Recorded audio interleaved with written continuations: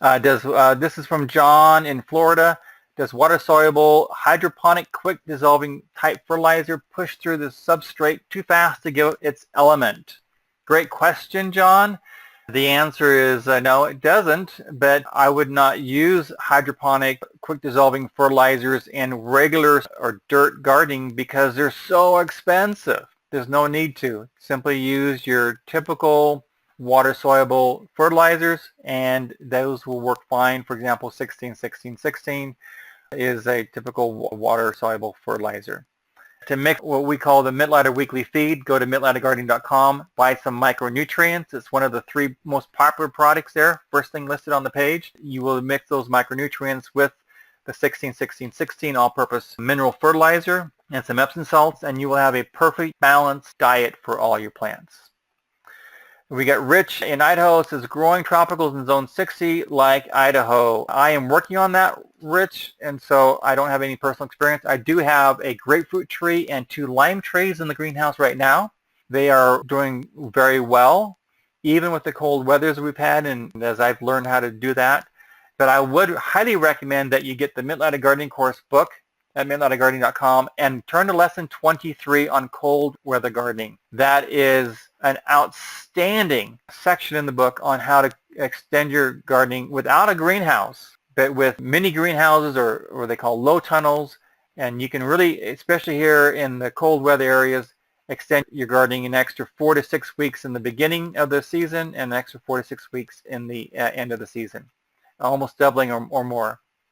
Geothermal greenhouse plans. I don't have the plans available. I do have everything documented for my particular greenhouse, although the best greenhouse design I have actually ever seen is in the Mittleider Gardening Course book, and it's in Appendix D, and it's called a seed house. A seed house is simply a place where you grow seeds, and a greenhouse is where you grow those seeds to maturity. You go into the plant. So it's the same structure, but it tells you exactly the features of it, how to build it, the framing. It gives you a complete materials list. There's a materials list for you. It tells you how to frame it in. This has been done all over the world, hundreds if not thousands of times. Jacob Mittleider knew what he was doing. The big advantage to this is that it is a ridge vent greenhouse. Let me just see here on this particular photo. You can see the roof on the left is higher than the roof on the right. So it allows for airflow. The south side we usually open up to let the air in. Best design I've seen on a greenhouse.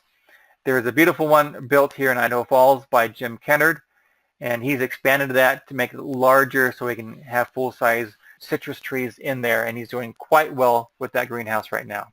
So that's what I would recommend as far as greenhouse. Once I get everything tested and proven to my satisfaction, I will release all the data, all the videos, materials list, the plans, everything for the structure that I built. Cover solar here. So here about solar, I think his name was Todd. I've got a playlist here on my YouTube channel going off grid step by step. All my solar videos with my permanent solar panel system are in there. If you go to my channel and simply type in the word solar, you'll see several other videos. I tried the Harbor Freight panels. I had an emergency solar panel system in Texas. Those are all available on my YouTube channel. Rory in Tennessee wants to know about EMP protection and the top 10 threats. Here's a link that I'll have Ben post for you guys. Ben, my son, as a very proud father, I'll state, is the go-to guy in the world for EMP protection. He owns Tech Protect bags. I'm going to turn the screen over to Ben. You got the guy here, the one that everybody asks for presentations and the one that they call for questions on EMP. You have the expert. So I'm going to turn the screen over to him. So I'm going to give you kind of a brief overview, really, and there is a lot more information I'm going to be going over in a detailed video later that I'll be putting on YouTube, so you'll be able to get that at another time. But obviously the first thing that needs to be stated is that not everything about EMPs is 100% understood. The reason being, us as taxpayers don't obviously get to see the test results for the EMPs the testing that they do nowadays. And we actually only stumbled upon the technology in the 1960s, so we're still learning a lot about it. But what we do know is that electronics are what are damaged, not just everything that uses electricity. And there are very effective ways of protecting your equipment. So in really brief, there's about 4 different types of EMPs, the first one being a natural one, which comes from the sun. Basically, an explosion on the sun, if it comes towards the earth, can have EMP-like results or damage, but that takes a couple days to get here, and so that's called a solar flare, or a CME. But the ones that most people are concerned about are EMP, HEMP, as well as super EMP. Most people don't even know that there's 3 types, but when we talk about EMPs, we're usually talking about HEMP. Now, EMP stands for electromagnetic pulse. HEMP stands for high altitude electromagnetic pulse. And super EMP is just a stronger EMP at high altitude. When I say EMP, we're going to be referring to the HEMP, which is the high altitude. The way that this normally happens is basically a nuclear bomb goes off in the sky at least 30 miles up, and anything, depending on the height in a certain radius, will just basically stop working, whether it's the grid or computers, handheld devices, and such. It has to be 30 miles up. I won't explain in great detail why, but 30 miles or higher. And as you can see here, if it's 30 miles up, its blast radius is 960 miles. So essentially, anything within about 1,000 miles is going to be fried. And that's specifically talking about like your electronics. Now let me explain why that is. First, there are 3 parts of an EMP. An E1 part happens basically the speed of light, and that's what stops anything with a microchip. And then the E2 acts very similar to lightning. We won't really get into that. And then E3 is what affects the grid, which acts just like a solar storm. So basically the rule of thumb is if it has a microchip or if it's plugged in. If it's one of those 2 things or both, then it would stop working in an EMP. If your question is, will this stop working and it has a microchip or it's plugged in, then the answer is yes. If it doesn't have a microchip and it's not plugged in, then you're good to go. So if it's not plugged in and does not have a microchip, then it's okay. So this is 30 miles up, is how much of the United States it would cover. This is 120 miles up if the explosion happened that high. And then this is 300 miles up. So obviously one bomb could cover all of the United States, most of Canada, most of Mexico, and that would be really bad. The U.S. isn't doing anything to help you as the citizen. There are 4 main other countries that get involved with EMP threats and stuff like that, namely Russia, China, North Korea, and Iran. And basically Russia is EMP proof. China is mostly EMP proof, and North Korea and Iran just want to cause an EMP on the U.S. All 4 have the capabilities, and they can give that capability to anybody.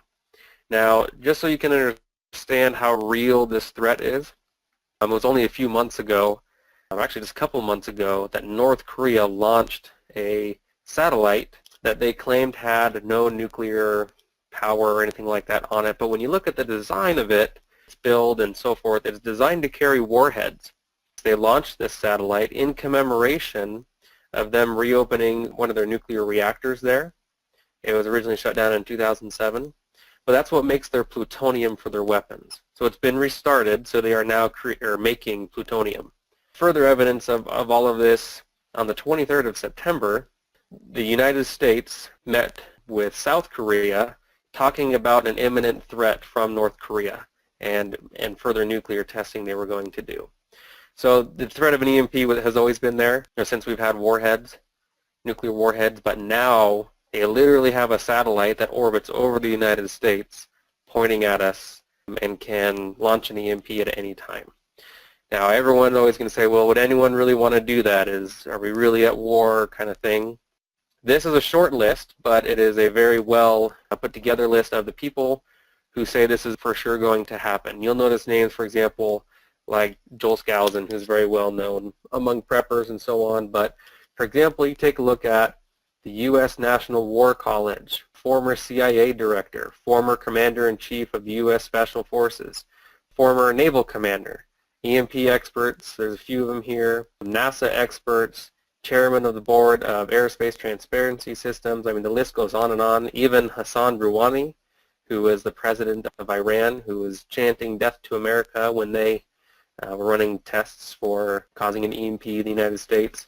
I mean, it's very serious.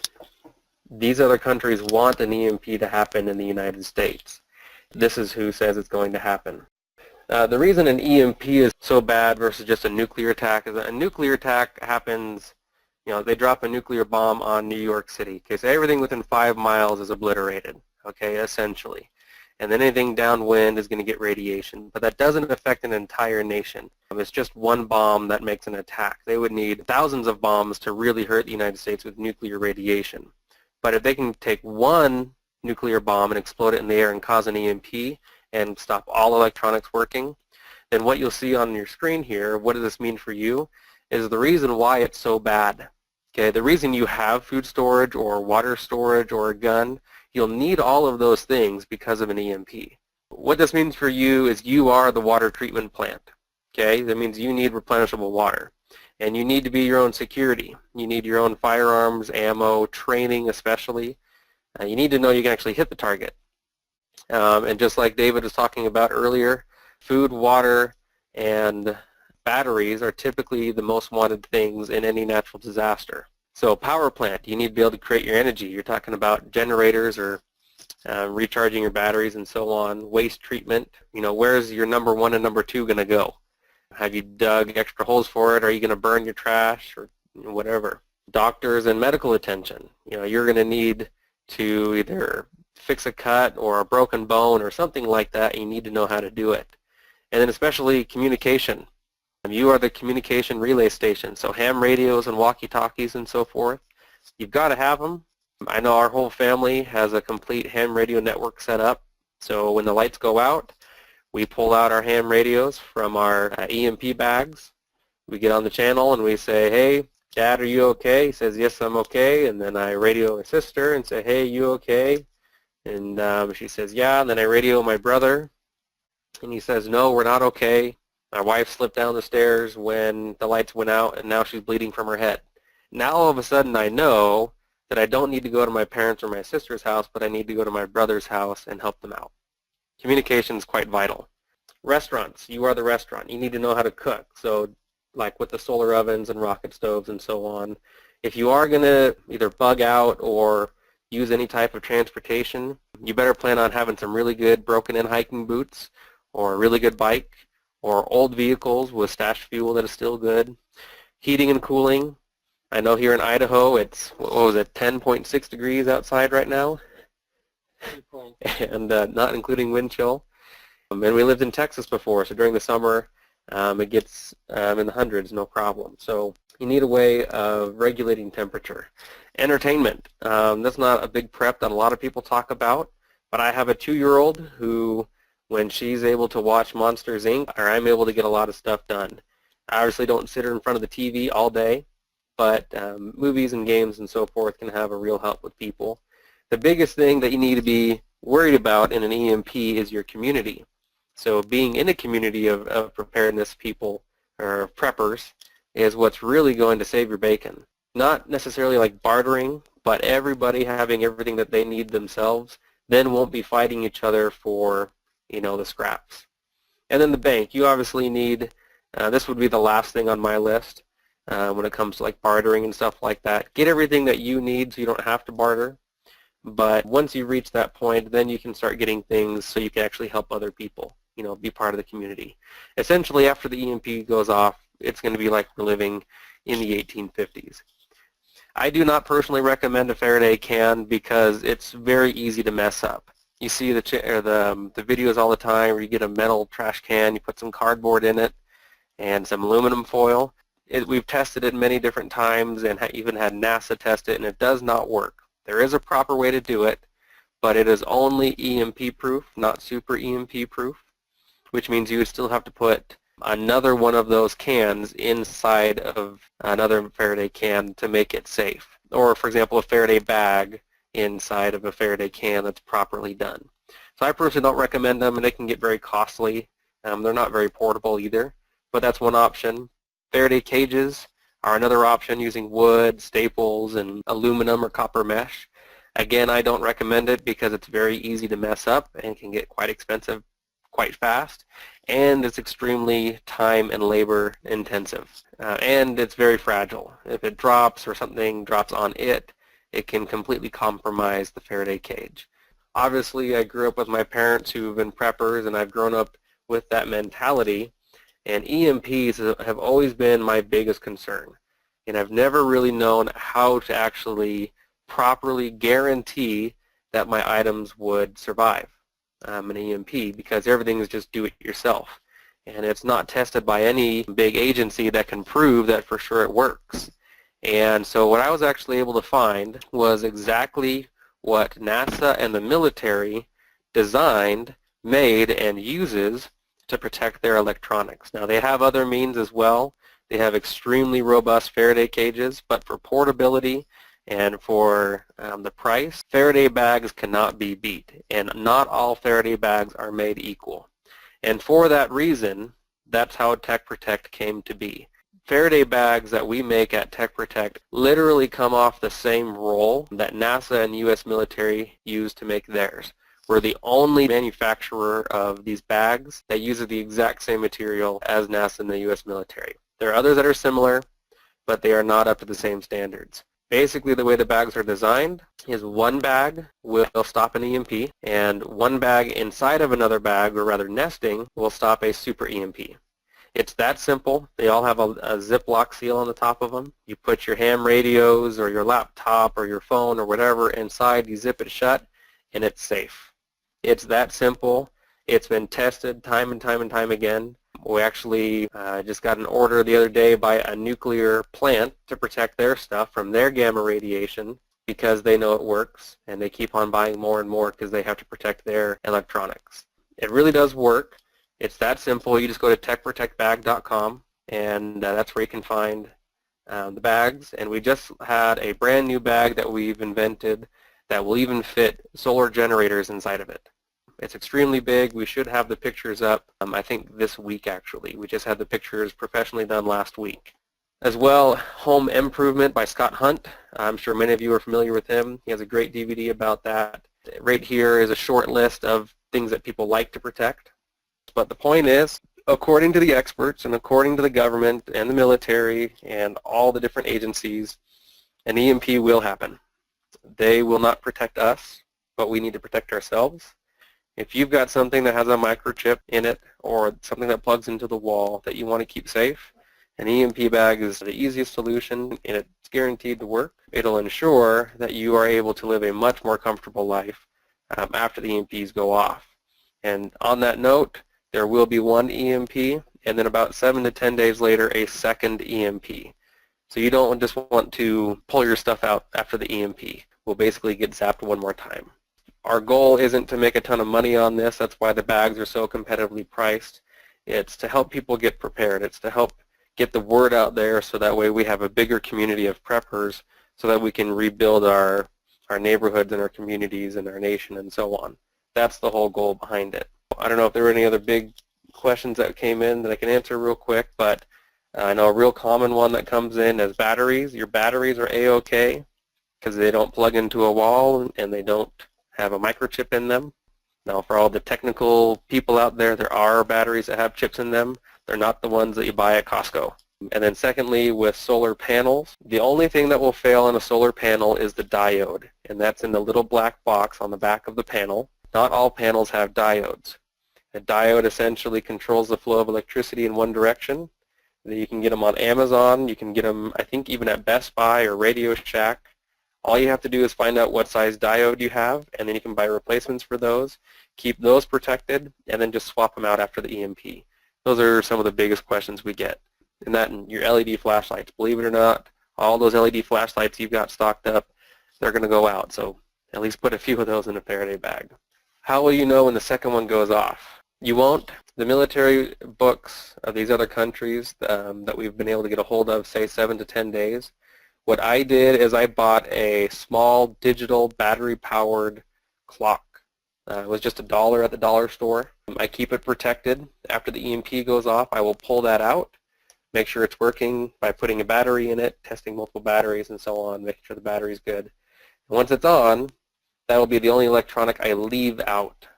And once that goes dead, then I'll know the second EMP has gone off. Because there's no big flash, there's no big boom, there's no big warning. It just happens. Okay, so I love Ben's suggestion of having an electronic clock in the EMP bag that he takes out after the first EMP happens. Probably it'll be man-made, and there'll be a second one. And the way that you'll know that happens is because that clock stops working, and then you can take your stuff out. Great idea. Everybody who's in the know that I know just says it's going to happen. It will happen, and it will affect our lives dramatically because we're so electronic and electricity dependent. As you know, I have a full-size, full-blown solar panel system. I have purchased about $5,000 worth of extra electronics, and all of those are in the EMP bags I bought at techprotectbag.com. I'm not going to risk it. I just bought a new laptop, had to because my old laptop just couldn't do all the editing I was doing on software. So when I get everything transferred to my new laptop this week, I will put my old laptop in the EMP bag long-term, take the battery off, and that'll be my backup. If it's important to you, it needs to be in an EMP bag. The one thing that I am preparing for is an EMP, because when an EMP comes, there'll be total social unrest. Law enforcement will be home taking care of themselves. No one's going to go to work because no one can get paid. These are just all assumptions. A good book to read would be 1 Second After. If you haven't read that, go over to Amazon or your favorite bookstore, pick a copy of that. Great read.